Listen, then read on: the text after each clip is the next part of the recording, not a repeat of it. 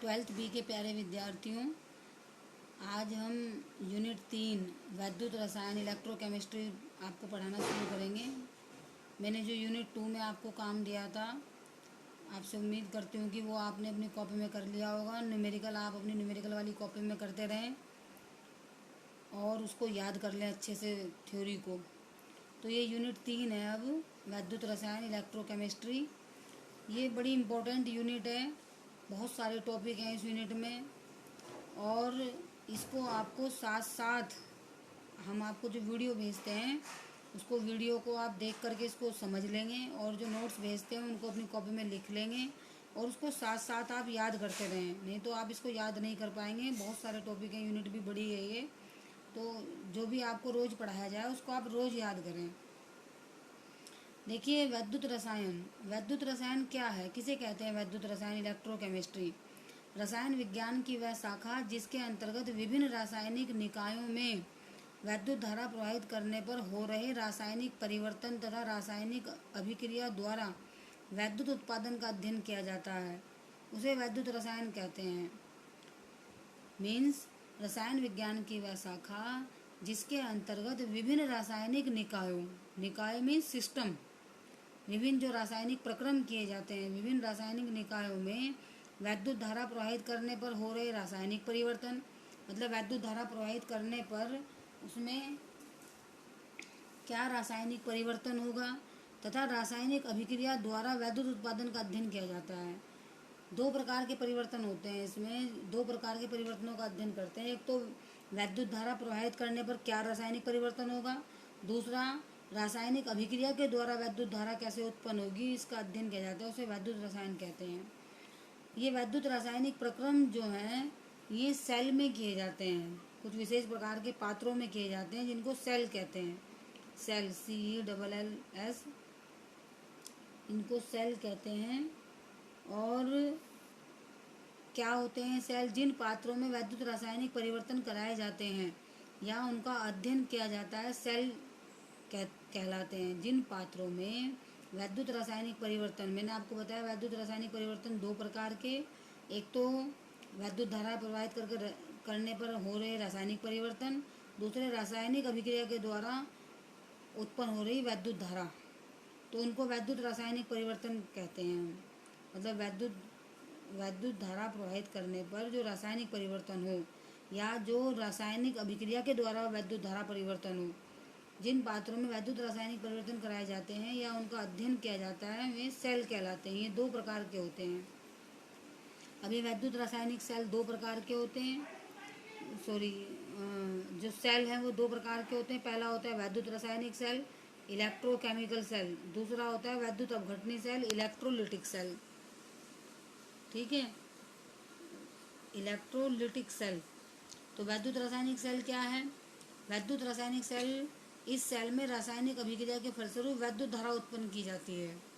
वैद्युत रासायनिक सेल में रासायनिक अभिक्रिया के फलस्वरूप वैद्युत धारा उत्पन्न की जाती है। इस सेल में होने वाली रासायनिक अभिक्रिया को रेडॉक्स अभिक्रिया या ऑक्सीकरण अपचयन अभिक्रिया कहते हैं। वैद्युत रासायनिक सेल में जो रासायनिक अभिक्रिया हम कराते हैं उसको रेडॉक्स अभिक्रिया, कक्षा 11 में यूनिट 8 में आपने पढ़ी है रेडॉक्स अभिक्रियाएं, या इनको ऑक्सीकरण अपचयन अभिक्रियाएं कहते हैं। और ये स्वतः प्रकार की होती है। ये जो रासायनिक अभिक्रिया इसमें कराई जाती है ये अपने आप होती है। पदार्थ को रख देते हैं पात्र में और उनके मध्य अभिक्रिया अपने आप होने लगती है। इस तरह के परिवर्तन होते हैं इन्वर्टर में। बैटरियां जो होती हैं, इन्वर्टर जो हम अपने घरों में यूज करते हैं, उनमें इस तरह के परिवर्तन होते हैं। ये इन्वर्टर है,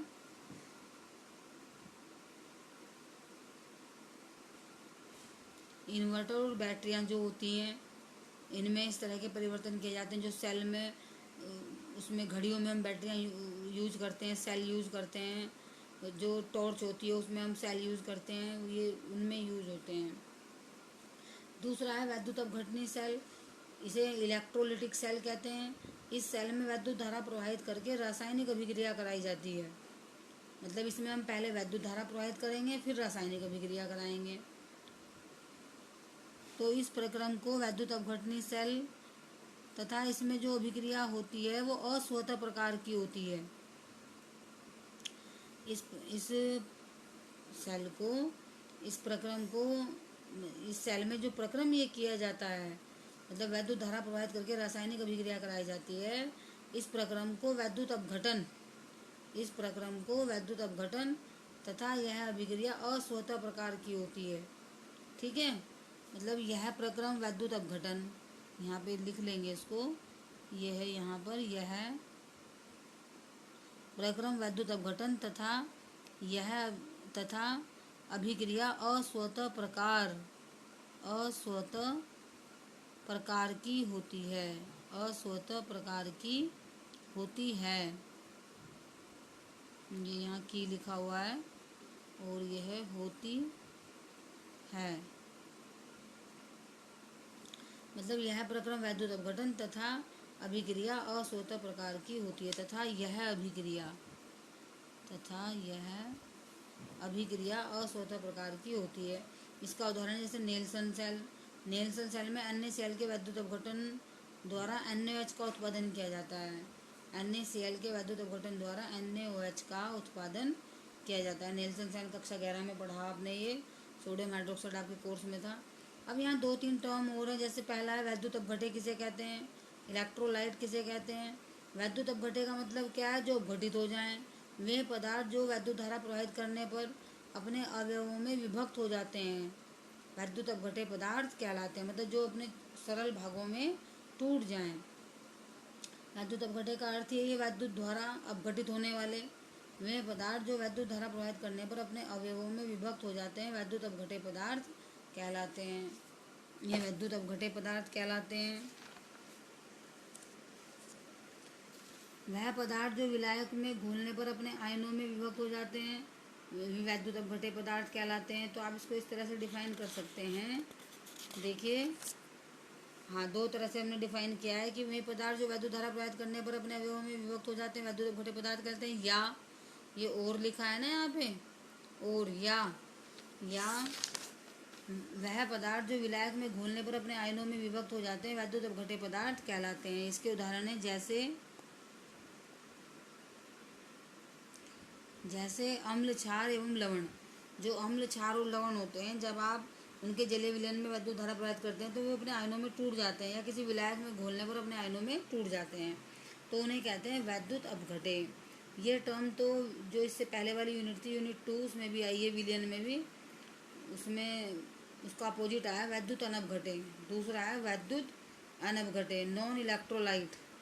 वैद्युत अनपघटे नॉन इलेक्ट्रोलाइट। नॉन इलेक्ट्रोलाइट क्या है, अनपघटे का मतलब है जो टूटते नहीं हैं। वे पदार्थ जो वैद्युत धारा प्रवाहित करने पर अपने अवयव में नहीं टूटते, या वे पदार्थ जो विलायक में घोलने पर अपने आयनों में नहीं टूटते। ये कार्बनिक यौगिक हैं, जैसे यूरिया और शर्करा। जैसे यूरिया, ये यूरिया है, और शर्करा कार्बनिक यौगिक जो होते हैं वो जल में घोलने पर अपने आयनों में नहीं टूटते। फिर इसके बाद अगली टर्म आती है प्रबल वैद्युत अपघटे, स्ट्रॉन्ग इलेक्ट्रोलाइट। अब ये स्ट्रॉन्ग इलेक्ट्रोलाइट क्या होते हैं, प्रबल वैद्युत अपघटे होते हैं, वे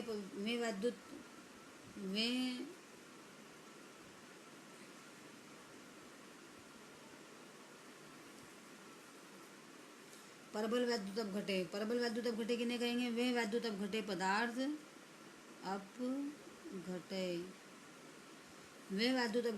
जो वैद्युत धारा प्रवाहित करने पर तीव्र या प्रबल रूप से, तीव्र या, नीचे लिखा है, प्रबल रूप से अपने आयनों में विभक्त हो जाते हैं। तीव्र या प्रबल रूप से, तीव्र या प्रबल रूप से अपने अवयवों में विभक्त हो जाते हैं, मतलब जो तीव्रता से अपने अवयवों या आयनों में टूट जाएं। वे वैद्युत अपघटे पदार्थ जो वैद्युत धारा प्रवाहित करने पर तीव्र या प्रबल रूप से अपने आयनों में विभक्त हो जाते हैं, ये होते हैं प्रबल अम्ल और प्रबल क्षार। दूसरा है वे वैद्युत अपघटे पदार्थ, दुर्बल वैद्युत अपघटे, वीक इलेक्ट्रोलाइट। अगली डेफिनेशन है ये, दुर्बल वैद्युत अपघटे, वीक इलेक्ट्रोलाइट। वे वैद्युत अपघटे पदार्थ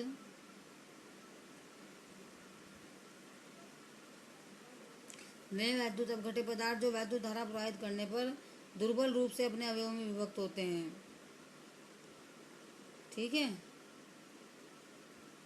दुर्बल रूप से अपने अवयवों में विभक्त होते हैं, मतलब बहुत कम आयनित होते हैं। दुर्बल वैद्युत अपघटक का अर्थ है जो बहुत कम आयनित होते हैं, वैद्युत धारा प्रवाहित करने पर दुर्बल रूप से अपने अवयवों में विभक्त होते हैं। दुर्बल में दुर्बल क्षार, इनका आयनन कम होता है। ठीक है, ये थोड़ा सा मैंने इसका इंट्रोडक्शन आपको बताया। अब सबसे पहला टॉपिक जो आप इसमें पढ़ेंगे बहुत इंपॉर्टेंट है, सारी यूनिट इसी पर डिपेंड करती है। वैद्युत रासायनिक सेल या गैल्वनी या वोल्टीय सेल, इसको कहते हैं वैद्युत रासायनिक सेल, या इसमें हमने लिखा है ब्रैकेट में गैल्वनी या वोल्टीय सेल। अब इसे जो है सेल को इन वैज्ञानिकों ने बनाया, एलेजेंड्रो वोल्टा एवं लुइजी गैल्वनी, इन वैज्ञानिकों ने इस सेल को बनाया था, इसलिए उनके नाम पे से गैल्वनी या वोल्टीय सेल भी कहते हैं। और क्योंकि इसमें वैद्युत रासायनिक अभिक्रिया कराई जाती है तो इसे वैद्युत रासायनिक सेल कहते हैं। ठीक है, वैद्युत रासायनिक सेल या गैल्वनी या वोल्टीय सेल बनाया एलेजेंड्रो वोल्टा और लुइजी गैल्वनी ने, एलेजेंड्रो वोल्टा और लुइजी गैल्वनी।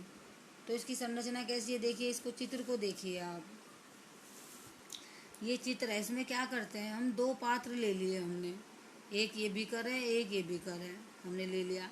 एक में हमने जिंक सल्फेट का विलयन भर लिया और उसमें हमने जिंक धातु की छड़ रख दी। एक पात्र में हमने जिंक धातु की छड़ को जिंक सल्फेट के विलयन में डुबो के रख दिया, 1 मोलर सांद्रता का ये विलयन है।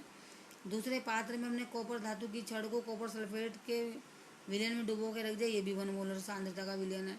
इन दोनों छड़ों को हमने इलेक्ट्रिक वायर से जोड़ दिया, इसमें बीच में ये वोल्ट मीटर लगा दिया। ठीक है, और इन दोनों विलयनों को हमने लवण सेतु से जोड़ दिया। ये लवण सेतु है, ये उल्टी यू आकार की कांच की नली होती है और इसमें एक पदार्थ अगार अगार भरा रहता है, वो जेल होता है एक विशेष प्रकार का अगार अगार, और उसमें KCl या KNO3 के साथ मिला करके पेस्ट बना लेते हैं।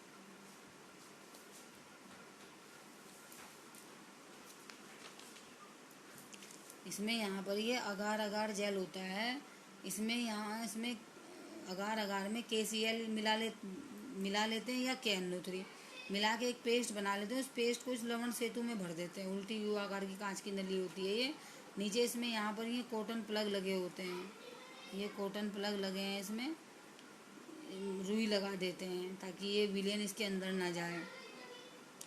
तो इन दोनों छड़ों को तो इलेक्ट्रिक वायर से जोड़ते हैं, इन छड़ों को कहते हैं इलेक्ट्रोड, इनको इलेक्ट्रोड कहते हैं, और विलयन को लवण सेतु के द्वारा जोड़ते हैं।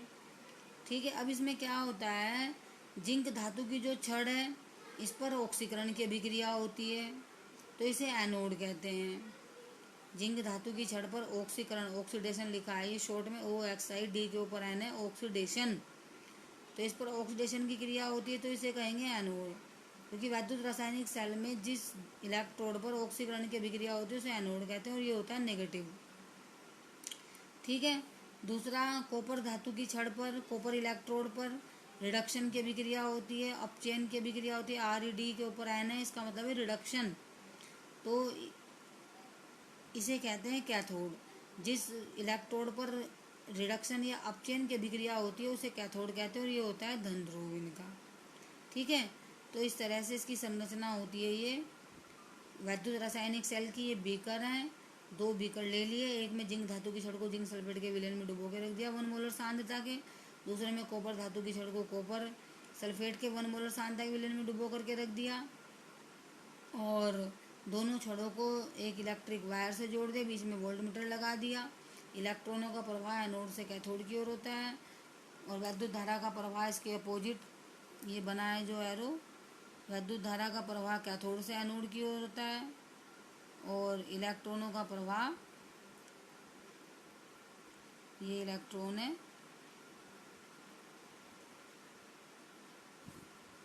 इलेक्ट्रॉनों का प्रवाह एनोड से कैथोड की ओर और वैद्युत धारा कैथोड से एनोड की ओर को प्रवाहित होती है। तो ये इस तरह की इसकी संरचना है।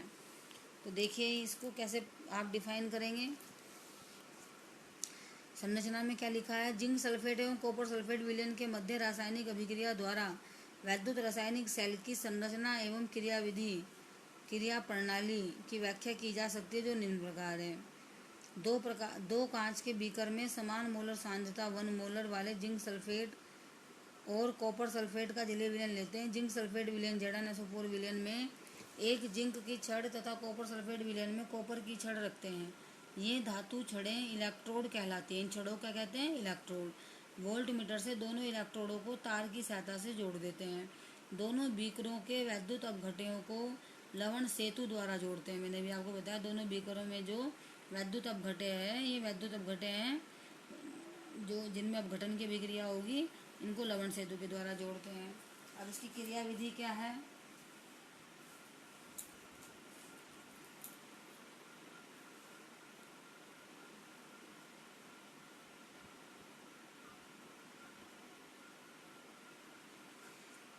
क्रिया विधि किस तरह से है? वैद्युत रासायनिक सेल में एनोड पर ऑक्सीकरण अभिक्रिया तथा कैथोड पर अपचयन की अभिक्रिया होती है। इस प्रकार वैद्युत रासायनिक सेल में दो अर्ध सेल कार्य करते हैं। मैंने आपको बताया ना कि जिंक धातु की छड़ पर ऑक्सीकरण की अभिक्रिया और इसलिए से एनोड कहेंगे। कॉपर धातु की छड़ पर रिडक्शन की अभिक्रिया और इसलिए से कैथोड कहेंगे।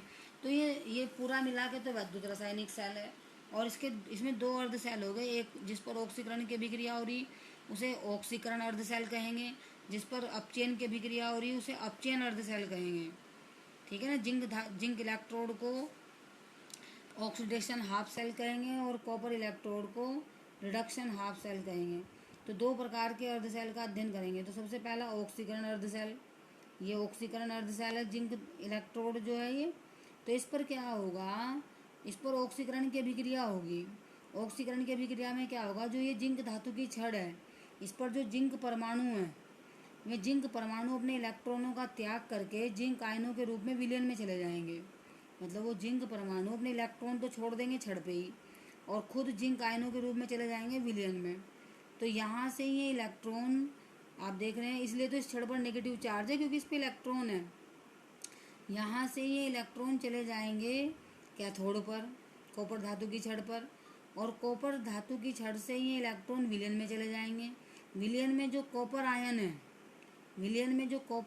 वे कॉपर आयन इलेक्ट्रॉनों को ग्रहण कर लेंगे और कॉपर परमाणुओं के रूप में कॉपर धातु की छड़ पर जमा हो जाएंगे। देखिए जमा हो गए। मतलब इलेक्ट्रॉन एनोड से कैथोड की छड़ से होते हुए विलयन में आए और विलयन में जो कॉपर आयन है वो इन इलेक्ट्रॉनों को ग्रहण कर लेते हैं और कॉपर परमाणुओं के रूप में अपचयित हो जाते हैं और कॉपर परमाणु जो है इस धातु की छड़ पर यहाँ ये जमा हो गए। ठीक है।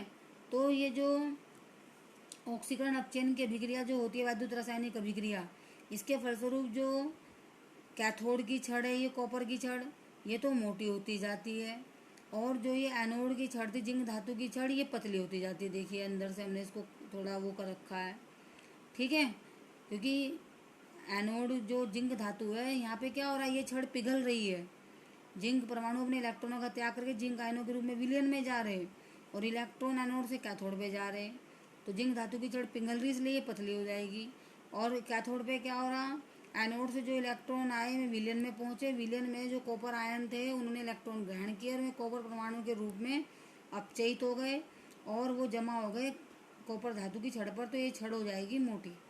तो इस तरह से इन दोनों इलेक्ट्रोडों पर ऑक्सीकरण और अपचयन की अभिक्रिया होती है और इस अभिक्रिया के फलस्वरूप इलेक्ट्रॉन, मैंने आपको बताया, एनोड से कैथोड की ओर प्रवाहित होते हैं और जो वैद्युत धारा होती है वो उसके अपोजिट दिशा में कैथोड से एनोड की ओर प्रवाहित होती है। इस तरह से इसकी क्रियाविधि है जो कार्य करती है। देखिए सबसे पहले ये ऑक्सीकरण अर्ध सेल है, ऑक्सीडेशन हाफ सेल एनोड, इस पर नेगेटिव चार्ज है ये। तो इसमें देखिए आप प्रयुक्त वैद्युत रासायनिक सेल लिखा है। प्रयुक्त वैद्युत रासायनिक सेल का बायां इलेक्ट्रोड जिंक इलेक्ट्रोड ऑक्सीकरण अर्ध सेल कहलाता है क्योंकि इस पर, ये क्योंकि लिखा है यहाँ, क्योंकि इस पर ऑक्सीकरण की अभिक्रिया होती है। क्योंकि इस पर ऑक्सीकरण की अभिक्रिया होती है इसे एनोड भी कहते हैं तथा यह ऋण ध्रुव होता है। इसे ऑक्सीकरण अर्ध सेल कह रहे हैं क्योंकि इस पर ऑक्सीकरण की अभिक्रिया हो रही है, एनोड होता है और इस पर ऋण ध्रुव होता है। ऑक्सीकरण की अभिक्रिया के फलस्वरूप जिंक की छड़ से जिंक परमाणु अपने इलेक्ट्रॉनों का त्याग करके जिंक आयनों के रूप में Zn2+ के रूप में विलयन में चले जाते हैं। ये Zn2+ है।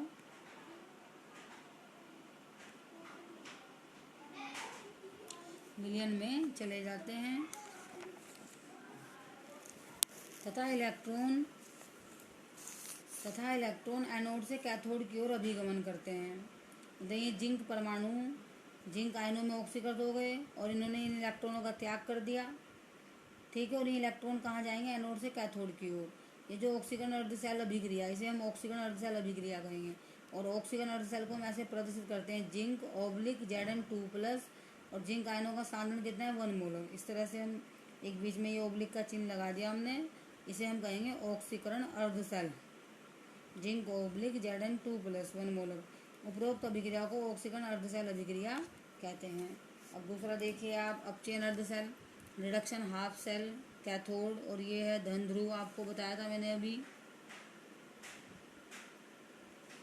ठीक है, तो प्रयुक्त वैद्युत रासायनिक सेल का दायां इलेक्ट्रोड कॉपर इलेक्ट्रोड अपचयन अर्धशैल कहलाता है। क्योंकि इस पर, ये क्योंकि लिखा है यहाँ, क्योंकि इस पर अपचयन की अभिक्रिया होती है। क्योंकि इस पर अपचयन की अभिक्रिया होती है, इसे कैथोड भी कहते हैं, तथा यह धन ध्रुव होता है। इसे कैथोड कहते हैं और ये धन ध्रुव होता है। अपचयन की अभिक्रिया के फलस्वरूप विलयन में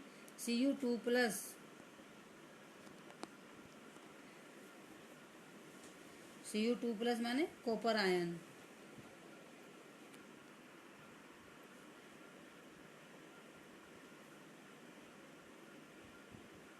ये आयन है। अपचयन की अभिक्रिया के फलस्वरूप विलयन में copper plus Cu2+ ion anode से आए इलेक्ट्रॉन को ग्रहण करके कॉपर परमाणुओं में अपचयित होकर कॉपर धातु की छड़ पर जमा हो जाते हैं।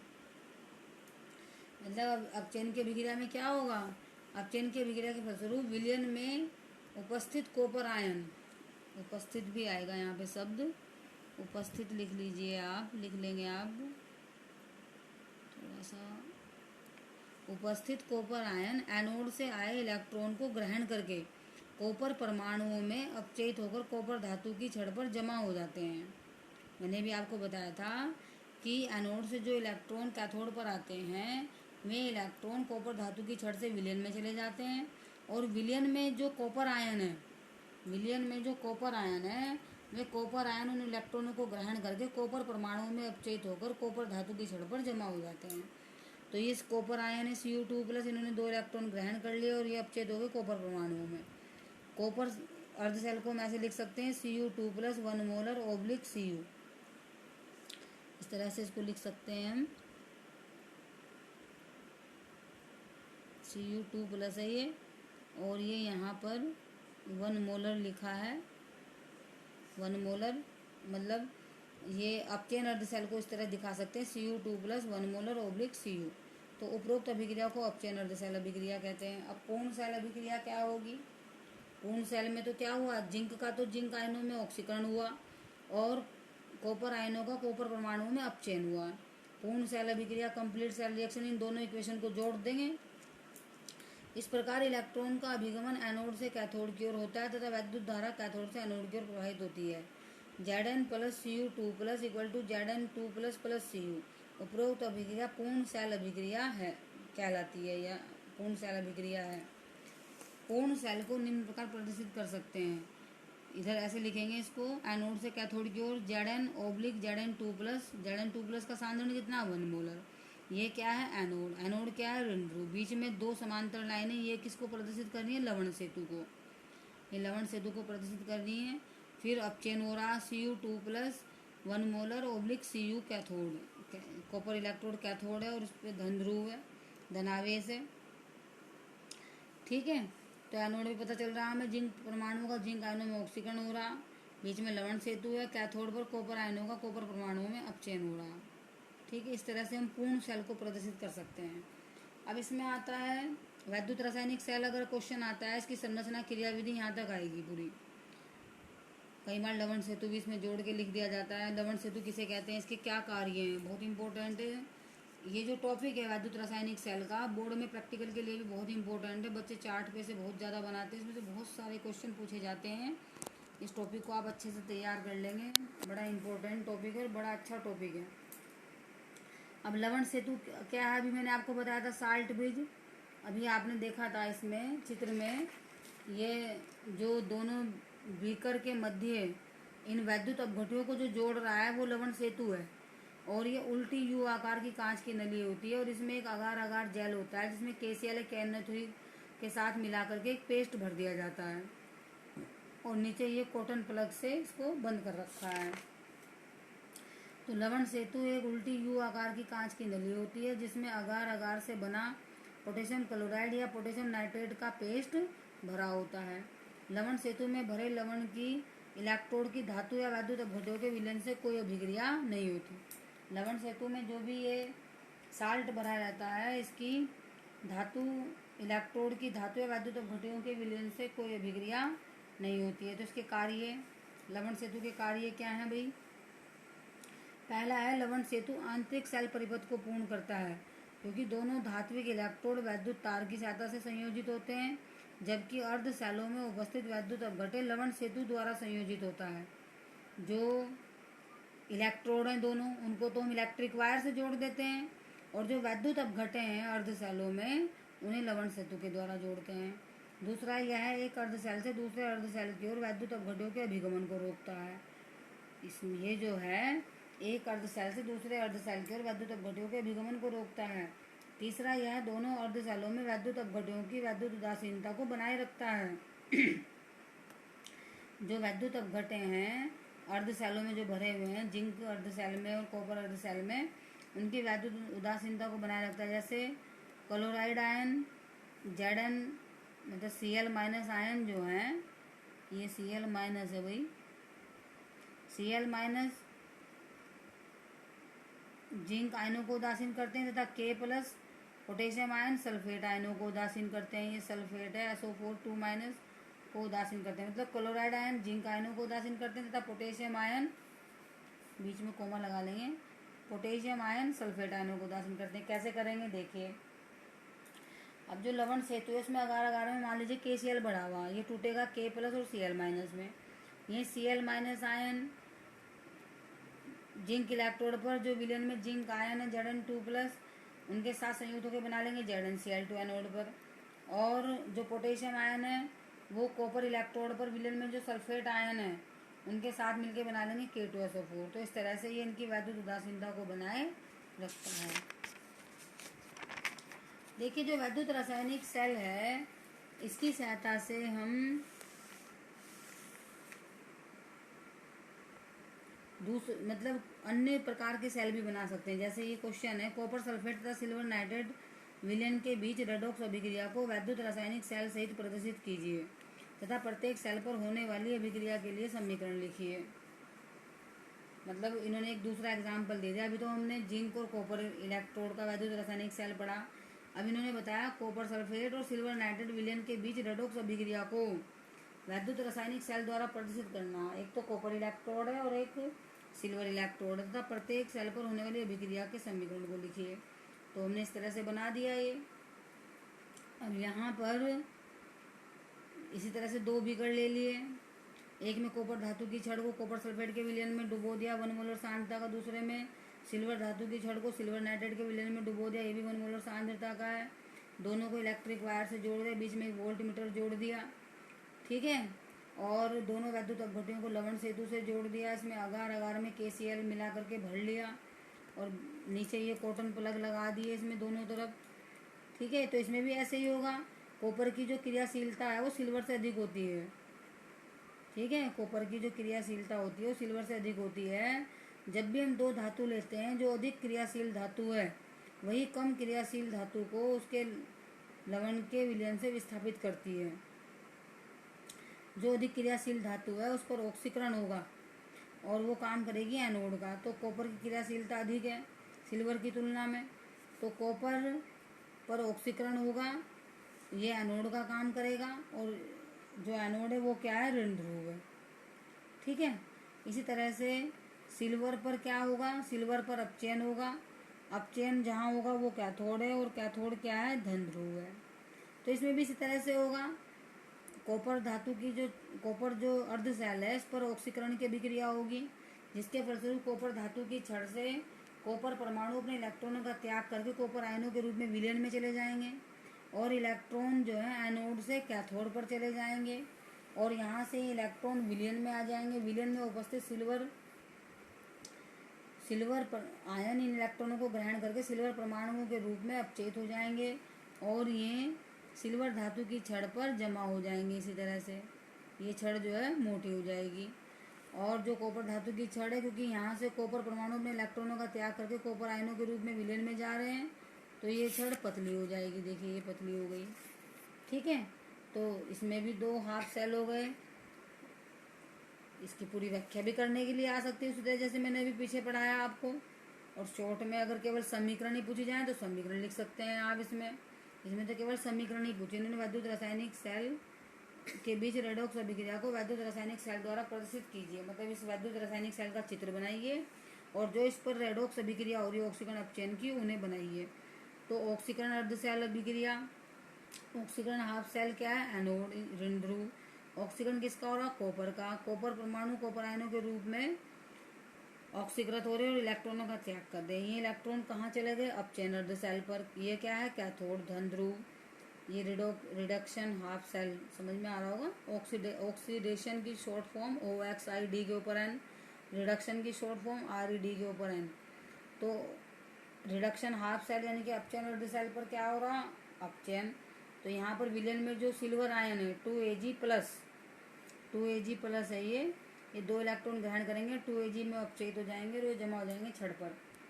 ठीक है, तो हम यहाँ पर फिर कंप्लीट सेल रिएक्शन लिख लेंगे। कंप्लीट सेल रिएक्शन क्या होगी? ये तो कंप्लीट सेल हो गया। कंप्लीट सेल रिएक्शन यहाँ लिख लीजिए आप।